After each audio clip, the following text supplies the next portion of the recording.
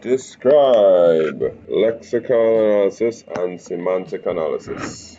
Alright, so source code is broken onto tokens, spaces, and white space removed. And the last thing is simple error checking. Alright, that's 3 marks there.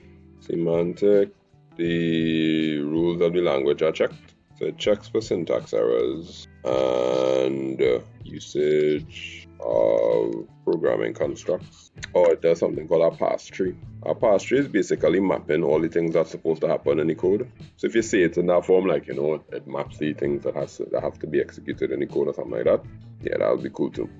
Write a C function that accepts 2 integer parameters, a and b, and returns the larger of the two, assume that the integers are different. So it returns integers, returns the larger of the two numbers. So we name it int, right? So we int larger, receiving 2 integers, int a and int b. And then we want to say if a is greater than b, return a, else return b. So 4 marks would mean that you get 1 mark for declaring the whole function type and everything properly.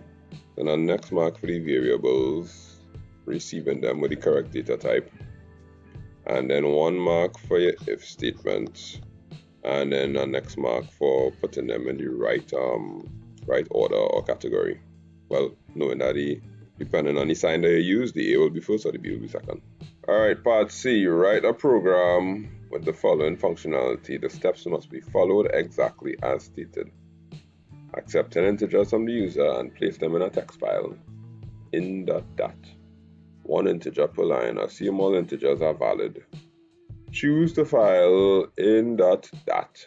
Read the data and find and print the average of the integers stored in the file. Print the appropriate message if the file cannot be found. So let's see if we can kind of just draw out what the file will look like. The file is going to be a file and it has nothing in it. We're going to accept 10 integers. So we want to read 10 numbers into the file. So like 1, 2, 3, 4, 5, 6, 7, 8, 9, 10, right? So we want to read those numbers in 1 integer per line. My bad. So we want the file to look like this when we read it in. So that's where your mind, your mind is supposed to be. There's a 15-mark question, so this question carrying some weight. Print an appropriate message if the file cannot be found. Alright, so let's start. Hashtag include stdio.h. After we include, what do we have to do? We're going to create the main. So we'll create you could use void main or int main. Most of these questions usually use void main, so you could use the void. If you use the int, that's okay. And we have variables to declare, so let's try to declare the variables. We'll have a variable called int number. I'll put n. Alright, so we have a number. What else do we have? Then we need to find the average. In order to find the average, you'll probably need to get the sum first and then get the average. But average should be a float. So the average you'll want to put as a float because you're going to have division taking place. And you'll probably get a decimal maybe.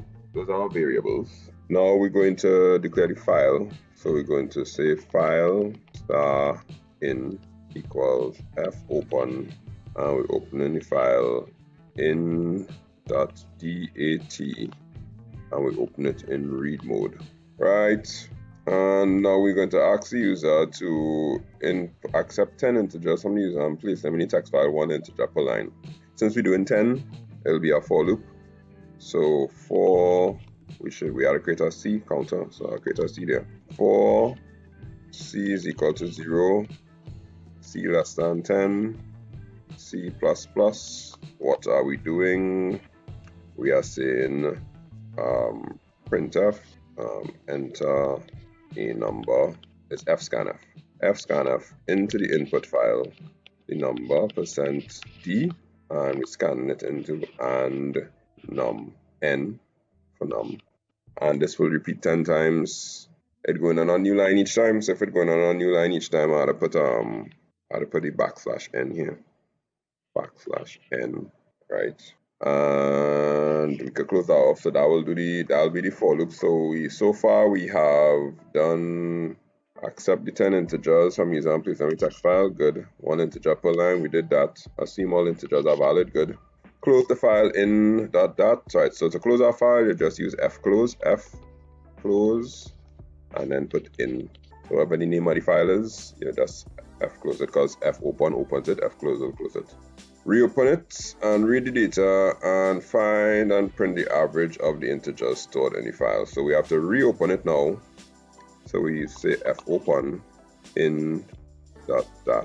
Oh wait, no, when we did it the first time, it's not supposed to be read mode, it's supposed to be write mode, because we write into the file.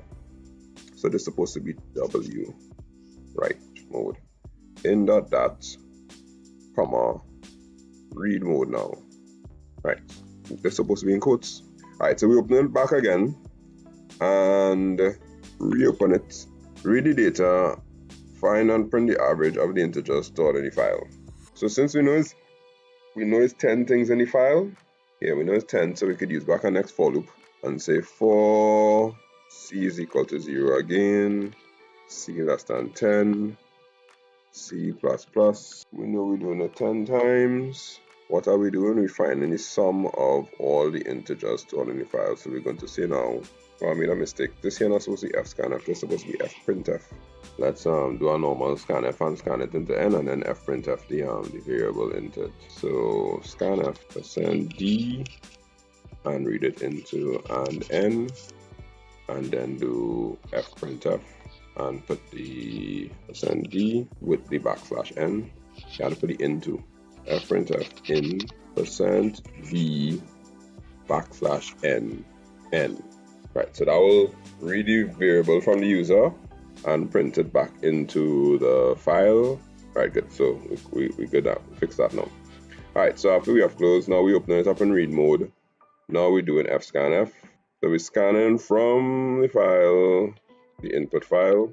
And what we're scanning is a number %d. We're scanning it into a variable to add it. We could use back the same n, because when you finish using the n up here, nothing would have changed. Eventually we could just change, replace the value inside the n. So we could use back the same n, fscanf n, and then we're going to say sum is equal to sum plus n. And this loop will go on and on and on and on and on. Right, that makes sense there. Read the data, find. So read the data and find and print the average of the integers stored in the file. Now we're going to say outside the for loop now, average is equal to sum divided by 10, because we know how much times the loop ran, because it ran 10 times. And we have to display the average. Find the average of integers stored in the file. Find and print. Yeah, so find and print. So now we're going to print the average out. Printf, the average is %f, because it's a float, and we print it out avg, put that there, and then it says print an appropriate message if the file cannot be found. So then we're going to say if in is equal to null, right, that means there's nothing. Then we'll print our appropriate message, print f file not found. Ideally, you should put this in an if and then do the for loop, but they won't take out the mark because you actually achieved the goal. So that shouldn't be a problem. And then close out that brackets here. If you use int main, then you had to return 0 here. A solid 15 marks here that you should be able to get. Alright, so we have marks to get for variables. Again, 1 mark for the integer variables, 1 mark for the float variables, because average is a float. For opening our file, you usually get 2 marks. You get 1 mark for the file in part, and the next mark for the name of the file in the correct mode. And we had to open this file in write mode.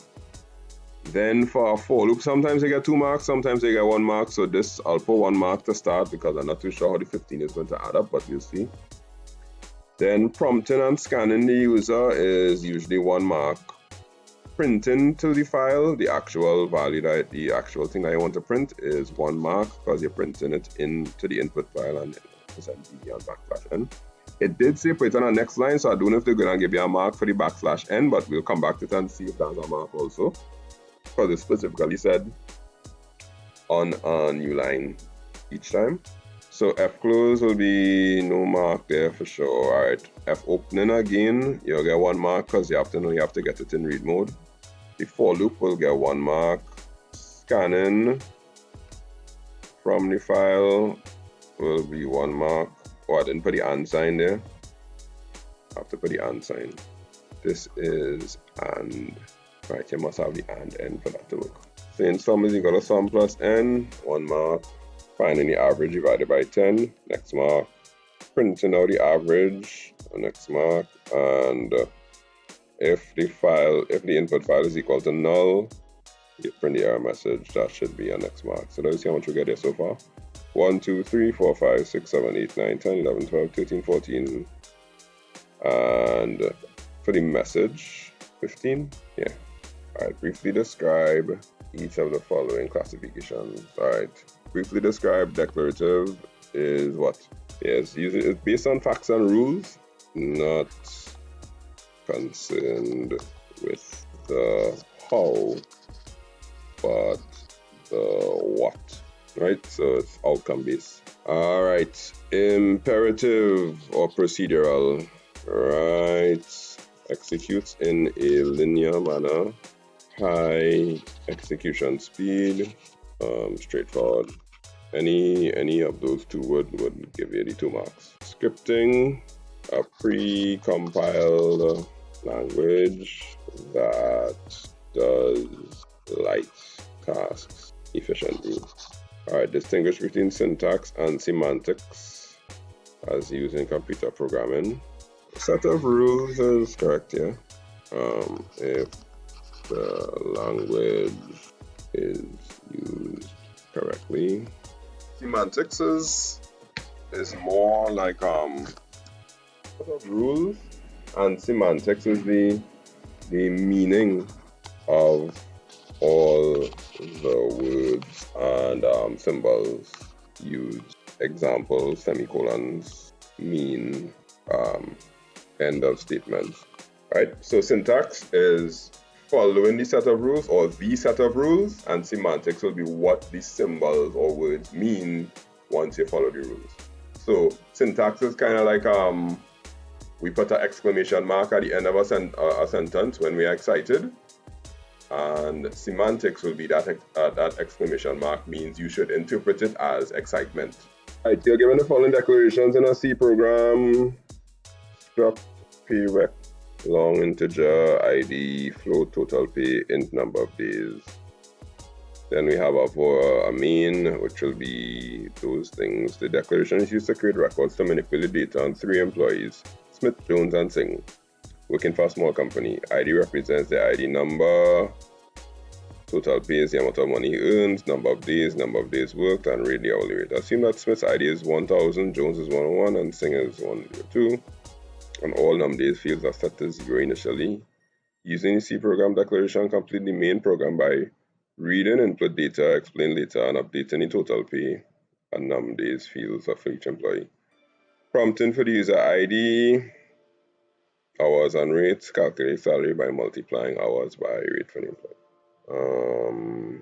An employee can have more than one set of data where each set corresponds to the day worked by the employee.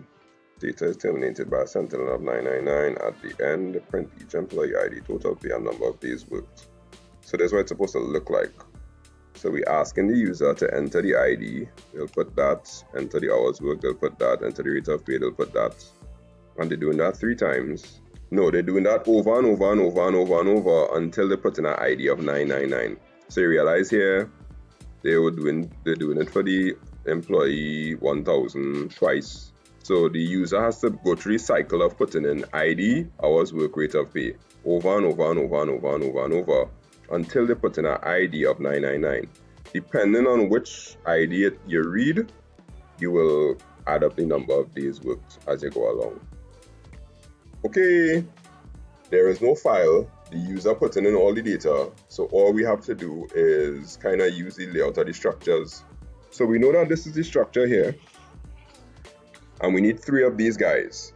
So immediately in your mind, you know you're going to have to create 3 of these people.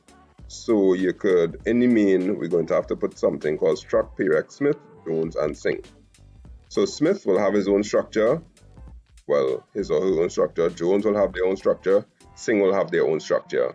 And each one of them has an ID, a total pay, and a number of days. So that makes sense there so far. And what we need to do now is we need to put some sort of loop in place that will get a user to put in the information, but it will only depend on the number. So Smith is 1000, Jones is 1001, and Singh is 1002. Okay, so that means clearly we had to put in an if to see which person we are putting it in for. So let me see if I can start the code in here. Can I fit it here, right? Yeah, I should be able to fit most of it here. Alright, so I'll put the first part of the code on this white space here, and then I'll go underneath here and finish off if I need to. I should be able to fit the whole thing from the top here, come down. Alright, let me try. So they gave us all of this already, right? So we don't have to write back over all of this here. We have up to here, so we don't have to write all that over.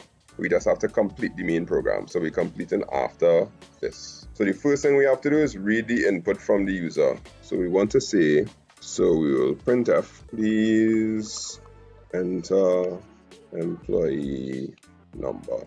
And then we scanf. Do they have a variable for employee number? Yes, they do. They have employee ID. Yep. So we scanf %d. No, long integer. Yeah, we just use %d.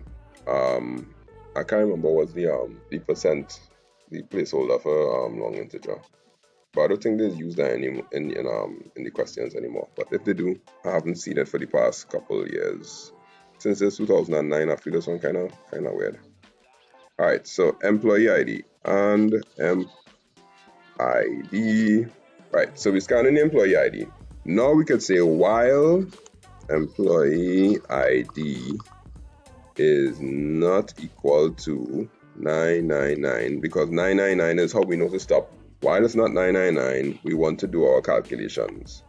We now have to say, so printf, enter hours worked and rate of pay. And then we will read it now. Scanf. What's the variables they used? They used a float and an int. So number of days work is a %d, and the number of rate of pay is %f. So, and the variables used are pay rate. So rate and hours. Okay, so hours and rate. Right, so after we read those two things, now we'll say if the employee ID is equal to 1000, we will have to update each location now with the number. So we'll have to say, if it's 1000, which employee is it? It's Smith. So we have to say Smith dot number of days is equal to Smith dot num days plus, because we're carrying up num days by 1 because this is a valid day that we're reading. So we're carrying up num days by 1. And once we carry up num days by 1, we now have to calculate how much money he's going to get paid. So that's why they have this variable here called pay. So now we're going to say pay is equal to hours multiplied by rate. And then we're going to update his total pay. Right, so we're going to update the total pay now, which is this part of the function. So we're going to say Smith.total pay is equal to pay, right? And that way we update the two parts of his structure, which will be the number of days, we updated that, and the total pay, we updated that. Cool. So that's one part of the loop. That's for one person. So now we have to repeat the same process for the other person. So if employee ID is equal to 1001, then we're going to put, who's 1001? Jones dot num days equals Jones dot num days plus, that carries it up by 1. Pay is equal to, should I just calculate that pay outside? I could calculate the pay outside the if, and it wouldn't matter. I'll just have to update the pay each time. Yep, that'll be a lot more efficient. So you could do it inside here, right? But I'll have to keep writing that over each time. I don't want to do that. What I want to do is right before the if starts, I could say pay is equal to hours by rate. And that now will have a value for pay inside. And every time I do the loop, all I'll be doing is just updating the values each time. So Jones and numbers are going to do plus plus, and then we go in again now to Jones dot total pay is equal to pay. Nice. And then we're doing it one more time, which is if employee ID is equal to 1002. Same process, which is what's the third one name? Sing dot numdays is equal to sing dot numdays plus plus, and then sing dot total pay is equal to pay. It can't just be equal to pay. I need to add it up. Yeah. So it'll be sing dot total pay is equal to pay plus sing dot total pay. Yeah, because if I don't add it up, it won't be a running total. So that will conclude all the ifs. And then before the whole while loop stops, I'll have to printf enter employee ID or 999 to stop, and then scanf the %d, and I read in the emp ID,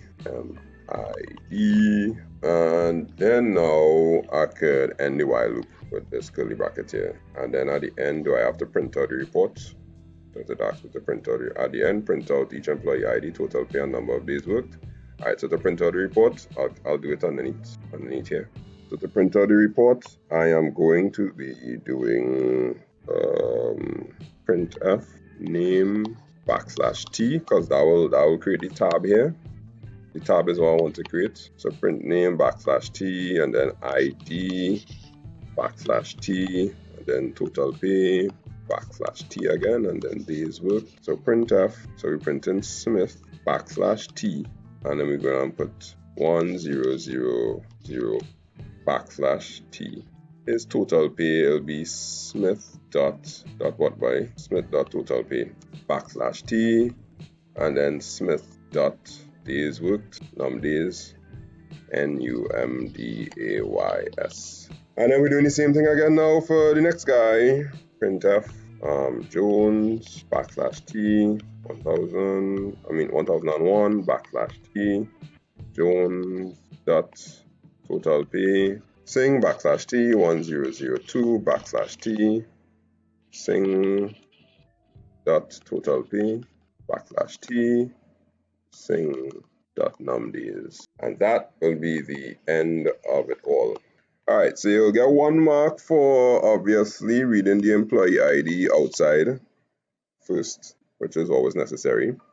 You'll most likely get 1 mark for your while loop for knowing that you have to check for the employee ID not being 999. Reading the hours and the rates, you'll get 1 mark for scanning that, and you'll get 1 mark for calculating the pay. Whether you calculate the pay inside the if or not, doesn't matter. They have to calculate the pay sometime. But if you calculate it inside the if, they don't take off a mark for efficiency. You just had to calculate it. Then you'll get 1 mark for the first if, to check to see if it's employee 1000. The calculation for number of days, adding 1 will be our next mark. Calculating the total pay, adding it back to itself is another mark. Then, because the process repeats, you're just going to get a next mark for each one of the ifs being correctly done for employee 1001 and 1002. After that now, you're getting a next mark for prompting for the employee ID before you leave. And then you're getting another mark now for printing out the stuff and using the tabs. And then you'll get 1 mark for replicating the process. So printing out the stuff, the heading is important. Making sure you use tabs in between is important. And then replicating the process is important. I forget to put the name of the variables inside here. So this really supposed to be wow, I really had a rubber fall out. Anyhow, this could be you in your exam, so you should kind of get accustomed to this. I'm supposed to put the %Ds and %Fs and things inside here. Alright, so inside of here, I'm supposed to put total pay is what variable I float. Yeah, total pay is a %F, %F, %F. Then put the \t. backslash t, backslash t. And then I have to put the days worked, and the days work is an integer. Alright, so days work is %e, %e, %e. And then close those quotes and then put the variables now. Smith.totalP, Jones.totalP, and Singh.totalP, comma, and we write in now the next word now, which is Smith.numDays and Jones.numDays and Singh.numDays. They probably would have given you an extra mark for putting the correct variable type here, the float, that would be there. Definitely, they'll give you a mark for that because you remember it's a float. And alright, and the scan up here, you'll get a scan for, remember now you had to scan an integer and a float. So that'll be our next mark here for making sure that rate is a float here. So that'll be the 16 there.